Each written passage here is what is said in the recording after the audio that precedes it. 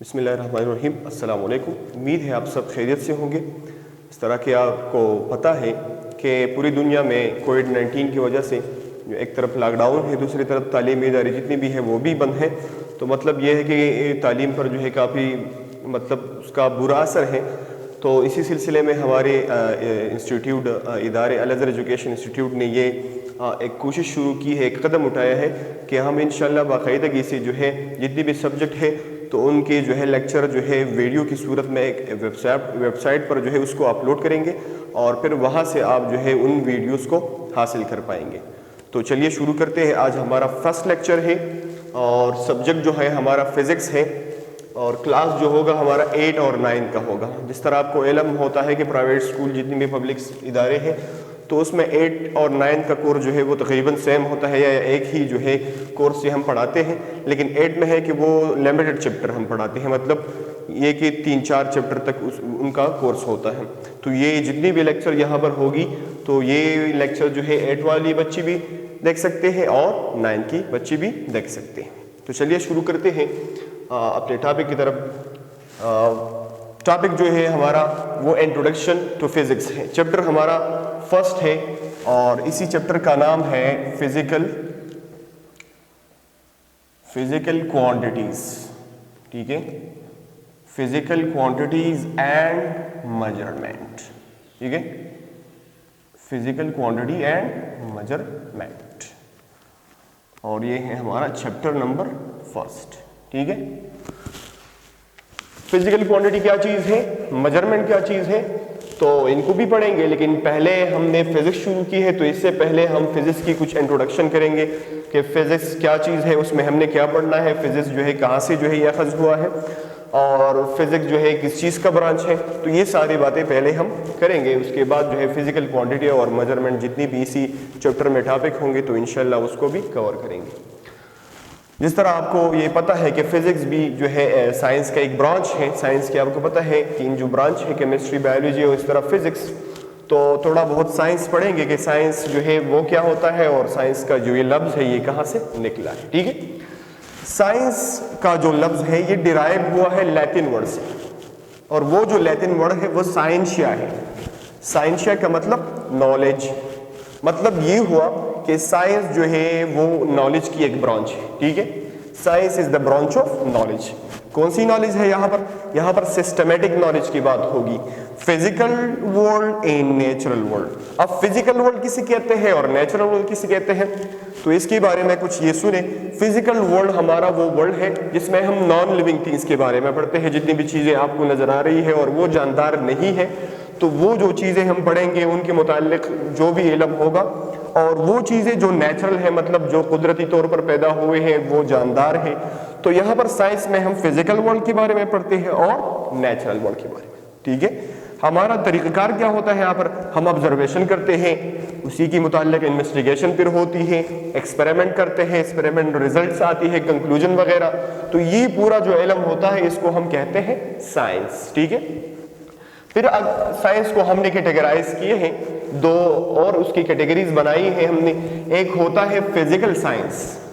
Physical word इससे पहले भी आया कि फिजिकल मतलब वो वर्ड है हमारा जिसमें हम नॉन लिविंग थिंग्स के बारे में जो है पढ़ते हैं। ठीक है, नेचुरल साइंसेज वो होंगी जिसमें हम लिविंग के बारे में। तो यहाँ पर लिखा भी है फिजिकल साइंस कौन सा साइंस होता है, which deal with non living worlds. मतलब जितनी भी ये चीज़ें आपको नजर आ रही हैं, ये गाड़ियाँ वगैरह जो है या और जो जितने भी पार्टिकल्स वगैरह है या एटम्स वगैरह, इन सब चीज़ों की यहाँ पर हम बात करेंगे, मैटर एनर्जी की बात करेंगे। ठीक है, नेचुरल साइंस क्या होगा, नेचुरल साइंस वो जिसमें हम लिविंग थिंग्स के बारे में बात करें और इनकी जो जिंदगी है उस पर जो है हमारी तबसरा होगा उस पर। ठीक है, फिर फिजिकल साइंस में जो है पहला ब्रांच है, उसी की भी अगले मतलब बहुत सारी ब्रांच है, उसमें फिजिक्स आता है। मतलब फिजिक्स में हम फिजिकल वर्ल्ड जो है वो मतलब उसका डिस्कशन करते हैं।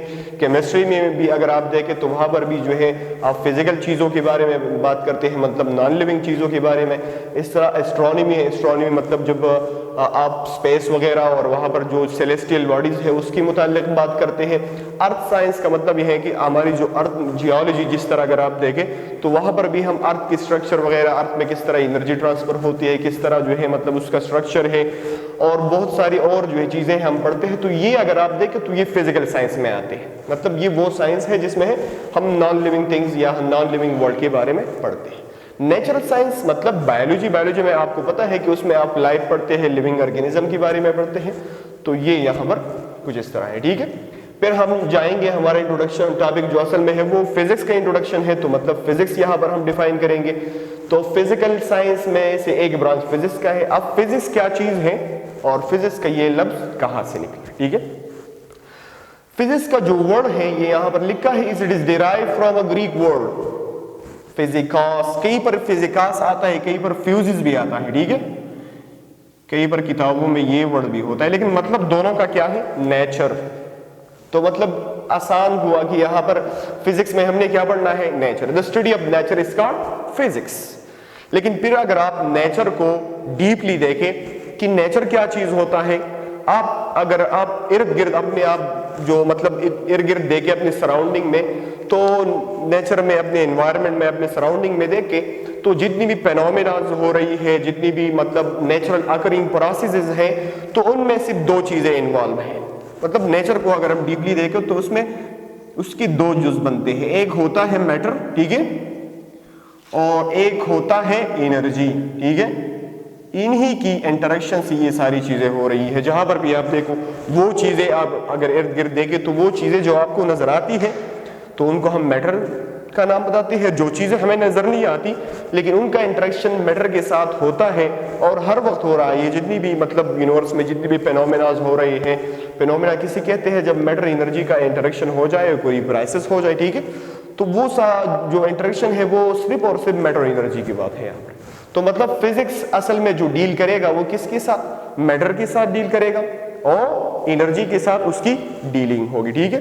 कि मैटर क्या चीज है, उसकी क्या प्रॉपर्टीज है, एनर्जी क्या चीज है, उसकी प्रॉपर्टीज क्या है, और इन दोनों का जो है एक दूसरे के साथ क्या इंटरेक्शन है और क्या रिलेशनशिप है, ठीक है। यहां पर अगर हम डिफिनीशन लिख के तो डिफिनीशन कुछ इस तरह होगी। ये तो नेचर की बात हो गई ना कि नेचर में हमने क्या पढ़ना है। तो फिजिक्स में असल में नेचर है, नेचर मीन मैटर एनर्जी का इंटरेक्शन, ठीक है। तो फिजिक्स आपको पता है it is a branch of physical science, ठीक है, फिजिकल साइंस दैट डील्स, क्या पढ़ना है, क्या डील होगी यहां पर हमारी, किसके साथ डील होगी, विच डील्स विद मैटर, ठीक है, एनर्जी, देयर प्रॉपर्टीज, ठीक है। इन दोनों की प्रॉपर्टीज क्या है, मैटर की क्या क्या प्रॉपर्टीज है और एनर्जी की क्या प्रॉपर्टीज होती है, ठीक है। ये मैटर एनर्जी आगे के चैप्टर में फिर आएगा, आप वहां पर जो है डीपली पढ़ोगे। यहां पर सिर्फ डिफिनीशन की बात है। Their properties and how they interact with each other. जो असल में बात है फिजिक्स में, असल में बात कौन सी है कि जब मैटर एनर्जी का इंटरेक्शन होगा, इनका जो रिलेशनशिप है वो असल में सारी चीजें जो है वहां से फिर एक्सप्लेन होगी। इन हाउ दे इंटरेक्ट, ठीक है, विद ईच अदर। तो ये फिजिक्स का एक बेसिक डिफिनीशन है, ठीक है। फिजिक्स का वर्ड कहां से डिराइव हुआ तो मैंने बता दिया, फिजिकास या फ्यूजिस, नेचर को अगर आप डीपली देखें तो नेचर में जितनी भी फेनोमेना हो रही है वो मैटर एनर्जी के इंटरेक्शन की वजह से। तो मतलब यहां पर फिजिक्स में हम मैटर एनर्जी पढ़ेंगे, ठीक है। एक जुमला वहां पर मैंने लिखा है, सेंटेंस है, अगर आप देखें पूरा पैराग्राफ लिखा है, physics is basically those laws, principles of nature which explain the world around us, the world inside us and the world beyond us. Basically अगर आप फिजिक्स को समझना चाहते हैं तो फिजिक्स और कुछ नहीं है। फिजिक्स असल में वो लॉज, वो थ्योरीज, वो प्रिंसिपल है जो हमें क्या एक्सप्लेन करवाती है, हमारी ये पूरी दुनिया, इसके मतलब अंदर क्या हो रहा है, ये कायनात किस तरह की मतलब जो है वजूद में आ गई।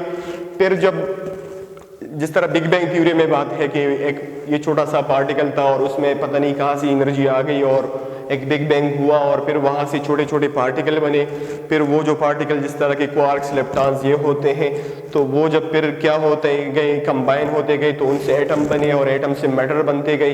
इस तरह फिर वो जो मैटर थे वो उनसे फिर जो है प्लैनेट्स वगैरह बनते गए, मतलब जितनी भी सेलेस्टियल बॉडी है, स्टार, गैलेक्सी। तो ये पूरा प्रोसेस वहां पर हम पढ़ेंगे फिजिक्स में, ठीक है, कि यूनिवर्स का वजूद मतलब किस तरह हुआ और क्या हो रहा था वहां पर, कि ये इस तरह जो है इसकी एक्सपेंशन हो रही थी, क्या वहां पर मतलब क्या फेनोमेनाज है, क्या प्रोसेस हो रही है। तो फिजिक्स में हम ये चीजें पढ़ेंगे। फिजिक्स में हमने ये भी पढ़ना है द वर्ल्ड इनसाइड अस, मतलब हमारे वजूद के अंदर अगर आप देखें काफी हमारा कम्प्लेक्स सिस्टम है।